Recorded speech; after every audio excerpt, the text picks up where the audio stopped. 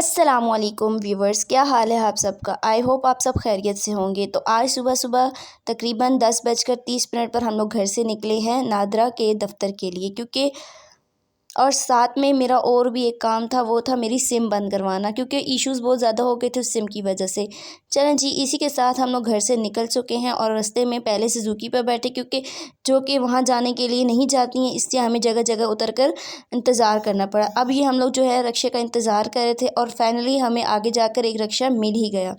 लेकिन वो जाकर पता चला तो वो रिक्शा जो है वो वहाँ नहीं जाने वाला था, इसलिए हमें थोड़ा और आगे चलना पड़ा। तो जी, इसी के साथ फिर मैं खड़ी हो गई। मैंने कहा अब मैंने मज़ीद आगे नहीं जाना। लेकिन क्या था कि मेरी अम्मी जी बोलती हैं नहीं जी, हिम्मत नहीं हारनी चाहिए। इसी के साथ हमें मिल गया एक रिक्शा। रिक्शे वाले ने बहुत मुनासिब किराया लिया, सिर्फ 150 रुपया, जो कि सिर्फ जाने का और 150 आने के, नहीं 300 रुपये में उसने हमें ले जाने और आने का दोनों का खर्चा अफोर्ड किया। ये तो सिर्फ था यूफोन के दफ्तर तक के लिए। सही, हम आस्ता रवां दवां रिक्शे में बैठे हुए जा रहे हैं, साथ गप्पे लड़ा रहे हैं, लेकिन जी वक्त गुजरने का नाम नहीं ले रहा था। फिर ये हुआ कि हम आपस में थोड़ा-सा इंतज़ार करते हुए, रिक्शे की स्पीड इस कदर हाई थी कि गिरते-गिरते, लुढ़कते-लुढ़कते हम पहुँच ही जा रहे थे। लेकिन ऐसा था कि रास्ता बहुत ज़्यादा था, इसलिए फिर मैंने एडिट थोड़ी-थोड़ी करके बनाई। ये मैंने कहा कि चलें आपको थोड़ा इधर-उधर का व्यू दिखा देती हूँ कि हमारी इस तरफ भी रोड है, इस तरफ भी रोड है, साइड पे चीज़ें भी हैं। तो फिर हम यहाँ फाइनली पहुँच गए हैं चौक में। जो चौक में था वो सिक्योरिटी वाला था, तो वो हमें इस तरफ बगैर सिक्योरिटी के नहीं जाने दे रहा था।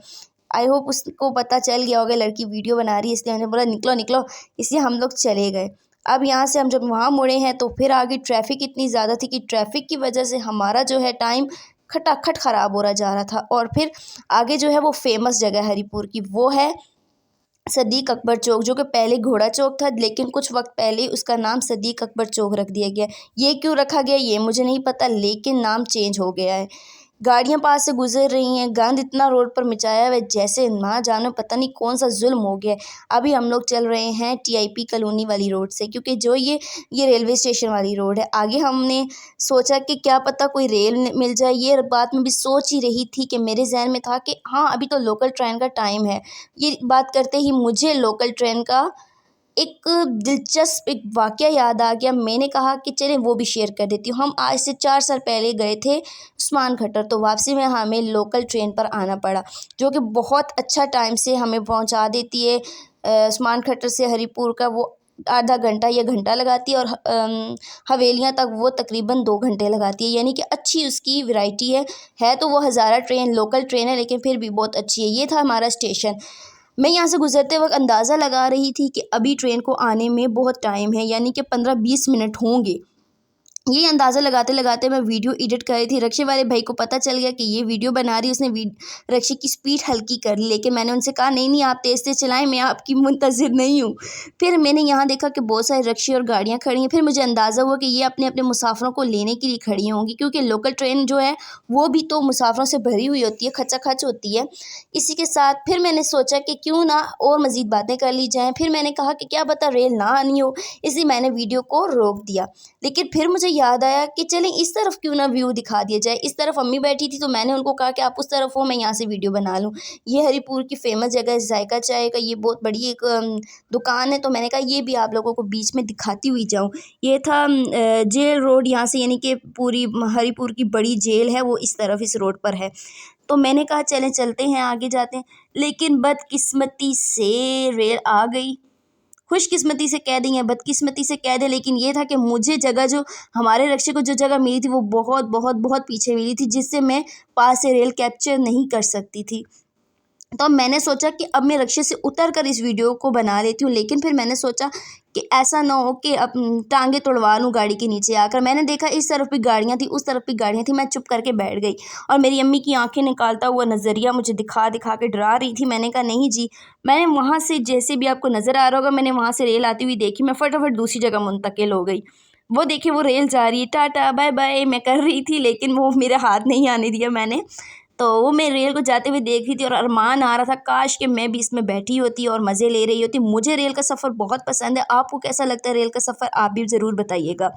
इसी के साथ फिर हम लोग पहुंच गए यूफोन के दफ्तर में, यानी कि सिम बंद कराने। ये मैं इंतज़ार कर रही थी, क्योंकि मेरे हाथों के अंगूठों को पता नहीं क्या मसला हो गया था कि वो फिंगरप्रिंट ही नहीं ले रहा था। फिर हम लोग इस तरह निकल गए वापस। जब वापस के लिए निकले तो मेरा दिल कर रहा था काश कि दोबारा कोई रेल मुझे नज़र आ जाए, मैं दोबारा कैप्चर कर लूँ, लेकिन हर बार ऐसा नहीं होता कि आप जो सोचते हैं वही हो, हर बार थोड़ा मुख्तलिफ हो जाता है। लेकिन फिर भी मैंने दोबारा से रेल की पटरी को अपने कैमरा में कैप्चर किया ताकि आपको बता सकूँ कि मैं वापस आ रही हूँ। तो ये देखें जी, स्टेशन अभी वापसी के टाइम पे कितना सुनसान हो गया, खाली खाली हो गया, क्योंकि अब रेल आने का वक्त तो नहीं है। अब रेल आएगी दिन को 2 बजे या ढाई बजे, जो कि हवेलिया से कराची और कराची से हवेलियाँ वाली दरमियान में क्रॉसिंग होती है हरीपुर स्टेशन पर।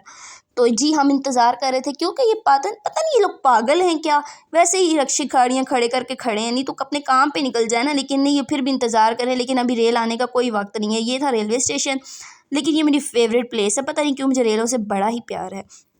इसी के साथ हम लोग आगे निकलते जा रहे हैं, निकलते जा रहे हैं, निकलते जा रहे हैं। फिर ना करते हुए मुझे याद आया कि अम्मी की तो सिम का बायोमेट्रिक हुआ ही नहीं, क्योंकि उनकी जो सिम थी वो वेरीफाई नहीं हो रही थी। यानी कि उनका एनआईसी जो था ओल्ड एज होने की वजह से या पता नहीं किस इशू की वजह से वो है ना सिम बंद नहीं कर रहा था। इसलिए हम लोग जो निकल गए हैं नादरा को जाने के लिए। भाई पहले 300 रिक्शे वाले को दिया, लेकिन अब वो रिक्शे वाला क्या कहता है कि ये तो वापसी का किराया है ना। अभी आप जब नादरा की तरफ जाएंगे तो आपको एटलीस्ट मेरे ख्याल में आपको 400 से 500 किराया लगेगा। मेरी अम्मी ने भी कहाँ उसकी माननी थी, मेरी अम्मी ने भी आने जाने का 600-700 रुपये में टरका दिया। बोला कि जाओ भाई, हमारा भी गुजारा नहीं हो रहा, हम भी महंगाई से मरे जा रहे हैं, अब तुमको सारा किराया दे दे। तो वो भाई बड़ा नकचड़ा सा था, वो मुँह बना के बैठा हुआ था, लेकिन हमने भी इग्नोर कर दिया। हमने कहा ये कौन सा हमारे चाचे मामे का पुत्र है कि खफ़ा हो गया तो खफ़ा हो गया, हो जाए, हमें क्या फ़र्क पड़ता है। इसी तरह निकलते निकलते निकलते निकलते हम लोग जा रहे थे। रोड पर मैंने ये बड़ी बड़ी फार्मेसी, ये नर्सरी, बहुत प्यारी प्यारी जगह है, लेकिन ये कैप्चर नहीं हो रही। फिर मुझे याद आया कि इस तरफ कितने प्यारे प्यारे बने, ये तो एटलीस्ट हम नादरा के दफ्तर पहुंच ही गए। फिर मुझे वहाँ से वापसी की कैप्चर करने का मूड नहीं था, क्योंकि भूख लगी थी। तो फिर मैंने सबसे पहले आके खाना खाया। खाने में मंगवाया था हम लोगों ने कीमा और चावल और रोटी वगैरह। फिर मैंने याद आया कि मेरा मोबाइल तो कवर के बगैर नाच रहा है, इसलिए फिर मैंने ले लिया एक प्यारा सा कवर, जो कि उसने 350 बताया था और मैंने 250 रुपये में ले लिया। अच्छा है, प्यारा है, मेरा गुजारा हो जाएगा। इसी के साथ व्लॉग का करते हैं दी एंड। Bye bye. अपना बहुत सारा ख्याल रखिएगा और चैनल को सब्सक्राइब और लाइक